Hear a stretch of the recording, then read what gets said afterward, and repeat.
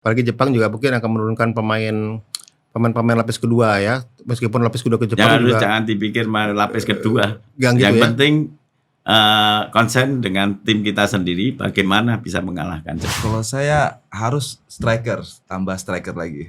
Tambah striker lagi. Ya, jangan kita selalu mengandalkan Ole kan. Mhm. Takutnya nanti Ole cedera, Mhm. mungkin ada Struik, ada yang ini. Tapi kan kita lihat dari beberapa pertandingan, setiap game dia bikin gol, ya kan? Jadi kalau bisa sama atau di atas Ole, kita butuh striker. Bisa berpengaruh nggak terhadap mental pemain-pemain kita, Coach? Ya, saya pikir pemain profesional ini tidak terpengaruh. Dia mentalnya udah kuat semua itu pasti.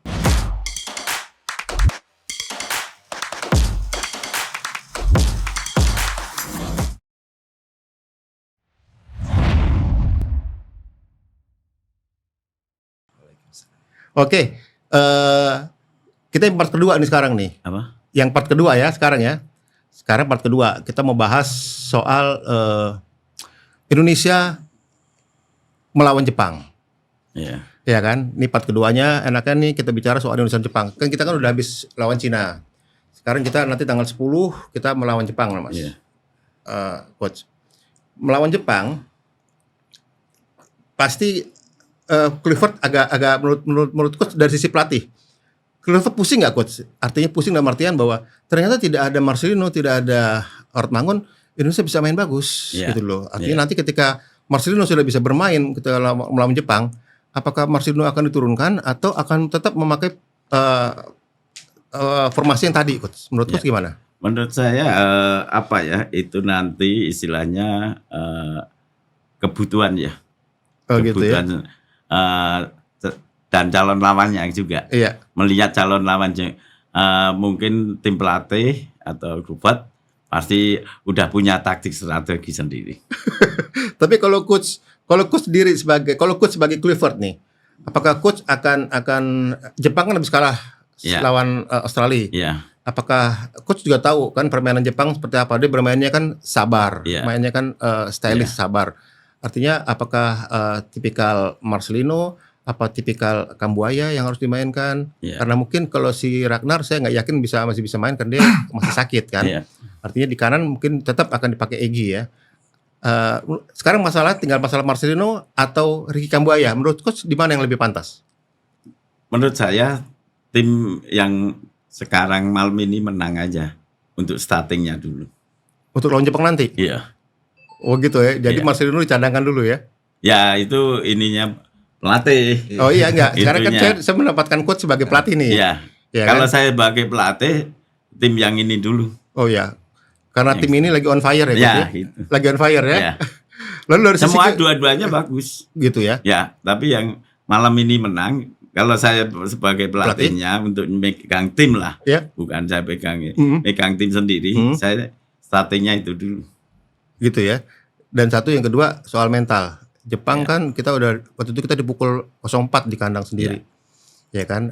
Kita sekarang ke kandang Jepang nih, ke kandang Macan, coach.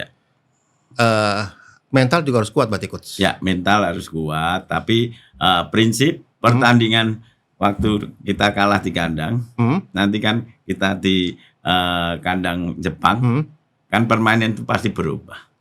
Gitu ya. Apalagi Jepang juga mungkin akan menurunkan pemain lapis kedua ya. Meskipun lapis kedua ke Jepang jangan dipikir lapis kedua. Yang penting konsen dengan tim kita sendiri bagaimana bisa mengalahkan Jepang. 3 Jepang. Itu aja. Luar biasa. Iya. Kalau gitu tim ini dipertahankan ya. Berarti termasuk ini dong, Mas Dede. Termasuk Emil dipertahankan dong. Iya, karena kan psikologisnya bermain malam ini bagus, nanti pertandingan ke depan juga insya Allah akan bagus kalau menurut saya gitu sih. Oh gitu, jadi sependapat Mas Dede sama Coach Kasta tadi? Ya dengan formasi yang sekarang untuk melawan Jepang, ya kalau misalnya formasi sekarang bisa dimainkan nanti lawan Jepang gitu aja sih. Tapi gini Coach, persoalannya kan lawan Jepang kita main di sana Coach. Iya betul. Kita bicara sekarang soal mental pemain produk lokal. Iya. Apakah kita kan sekarang beda Coach. Ketika kita lawan Cina di kandang sendiri, mungkin mentalnya berlapis-lapis motivasinya. Ya. Tapi ketika nanti main di Jepang, motivasinya atau mentalnya akan ngedrop nggak ketika kita pemain lokal dia ya? akan pemain profesional semua. Meskipun lokal juga pemain profesional. Dia udah mentalnya udah kuat. Berarti yang jelas jangan takut sama Jepang ya. Betul. Meskipun Jepang sudah pasti lolos. Ya pasti lolos. Ya, kita kan juga harus bisa meraih kemenangan lawan Jepang maksimal ya, maksimal. Harus bisa berjuang maksimal ya. Oke, coach. Perjalanan untuk ke Piala Dunia masih terjal menurut saya. Menurut saya masih terjal, coach. Karena kalau kita seandainya memang lolos ke putaran keempat, ya kan? Kita lolos ke putaran keempat. Artinya ada FIFA sudah menetapkan ada 2 tuan rumah yang menjadi penyelenggara putaran keempat. Arab Saudi dan Qatar. Dan Arab Saudi mungkin kita nggak satu grup dengan Arab Saudi, mungkin kita akan satu grup dengan Qatar, ya kan? Dan kebanyakan ada tim-tim Timur Tengah yang kita mainkan di sana. Menurut coach, dengan sistem home turnamen itu bisa berpengaruh nggak terhadap mental pemain-pemain kita, coach? Ya, saya pikir pemain profesional ini tidak terpengaruh. Dia mentalnya udah kuat semua itu pasti. Gitu. Iya. Jadi meskipun kita di home di Qatar, karena pemain-pemainnya juga mentalnya kuat, pasti tidak ada masalah. Tugas pelatih untuk memupuk mental supaya kuat apa, coach? Ya, motivasi aja semua pasti. Kalau gitu saya sebagai pelatih hanya motivasi aja, motivasi ke pemain semua. Gitu ya, diberi motivasi ya. Motivasi, jangan beban, tapi kita harus memenangkan di setiap pertandingan. Oh gitu ya. Iya. Jadi kalau kita lolos ke putaran keempat, coach. Iya. Coach, apakah kita butuh tambahan pemain naturalisasi? Ya, itu yang lebih tahu pelatih. Dari sisi kacamata coach sendiri, kira-kira butuh nggak? Ya, kalau saya nggak bisa ini. Yang lebih tahu adalah pelatih. Ya. Dari pertandingan melawan Cina, ya coach. Ya. Kan pasti ada celah-celah yang harus sebenarnya bisa lebih lebih bagus ya, coach. Mungkin kalau ada pemain naturalisasi di sektor penyerang atau di sektor tengah atau di sektor belakang mungkin akan lebih baik. Artinya kira-kira menurut coach kalaupun ada penambahan diaspora tambah baru, kira-kira di sektor mana yang menurut coach paling? Ya itu saya bilang tadi, itu lebih tahu semua pelatih. Ya. Jadi kalau penambahan diaspora pun juga biar pelatih yang itu. Ya, pelatih lebih tahu dia. Kecuali kalau kita lolos ke Piala Dunia, mungkin kan masih panjang waktunya ya. Ya mungkin masih bisa berburu lagi pemain-pemain diaspora untuk bisa karena setelah di Piala Dunia kita harus melawan tim-tim yang sudah kelas dunia kan. Ada 64 tim udah kelas dunia semua ya kan. Kalau dari Mas Dede, apakah kalau kita lolos ke putaran 4 nanti apakah kita akan nambah pemain-pemain diaspora, Mas? Kalau saya harus tambah striker lagi. Tambah striker lagi? Ya, jangan kita selalu mengandalkan Ole kan. Takutnya nanti Ole cedera, mungkin ada Struik, ada yang ini. Tapi kan kita lihat dari beberapa pertandingan setiap game dia bikin gol, ya kan? Jadi kalau bisa sama atau di atas Ole, kita butuh striker. Jadi striker yang grade-nya di atas Ole ya? Iya. Dan itu menurut Mas Dede masih bisa kita dapat ya? Iya, tergantung coach kan dan ketua PSSI ya kan. Iya. Karena lawan nanti di ronde keempat ini, grup ini kayak di Qatar itu kan sudah momen luar biasa.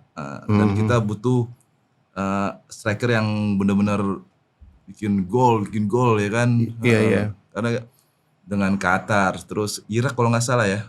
Ya bisa kemungkinan Irak masih. Ya itu kan Asia tim-tim yang sulit ya kan. Tapi kan kita optimis ya kan. Menurut saya kita butuh striker sih. Butuh striker lagi ya untuk mendampingi Ole atau untuk ini ya biar kita nggak terpaku hanya pada Ole ya. Iya betul. Tapi kan waktu ketika lawan Cina Ole sempat diganti oleh Sananta. Ya kan? Ya. Apakah Sananta cukup untuk bisa menggantikan Ole? Ya kalau Sananta sih oke, ya kan, cukup. Tapi kan kita lihat ke depannya dari kita lawan Qatar, lawan tim-tim Asia Timur ya kan. Timur Tengah ya. Itu kan yang benar-benar besar, yang punya skill Eropa ya kan. Kita butuh yang striker yang bisa jaga bola ya kan, bisa visi mainnya langsung ke depan. Menurut saya kita butuh striker yang lebih bisa bikin jadi tembok lah gitu kan.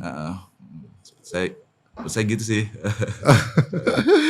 Ya, Coach dan Mas Dede, artinya bahwa kita sama-sama punya harapan sekarang.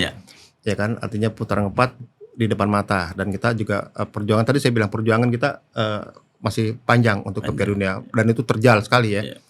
Artinya butuh perjuangan ekstra, butuh persiapan yang lebih matang dari pelatih, tim pelatih, dan kalau lihat dari tim pelatih juga kan nggak kaleng-kaleng juga nih, ya kan, ada Alex Pastor, ada Daniel Lanzat, artinya bahwa memang mungkin mereka tadi Coach bilang bahwa semua tergantung dari pelatih semuanya, bahwa pelatih mungkin akan lebih jeli lagi, akan melihat kebutuhan tim ya.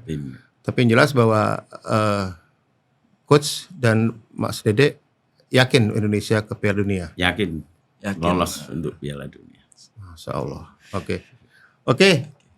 Semoga keyakinan dari Coach Kasar tadi dan Mas Dede Sulaiman bahwa tim nasional kita yakin ke Piala Dunia sama dengan keyakinan para pecinta sepak bola nasional. Kita berdoa sama-sama mendukung tim nasional kita agar tim nasional kita bisa mencapai Piala Dunia, agar wajah sepak bola Indonesia berubah menjadi lebih baik, lebih menjanjikan dari semua unsur yang ada di sepak bola Indonesia. Terima kasih banyak Coach Mas Dede atas kehadirannya. Oke, sama-sama.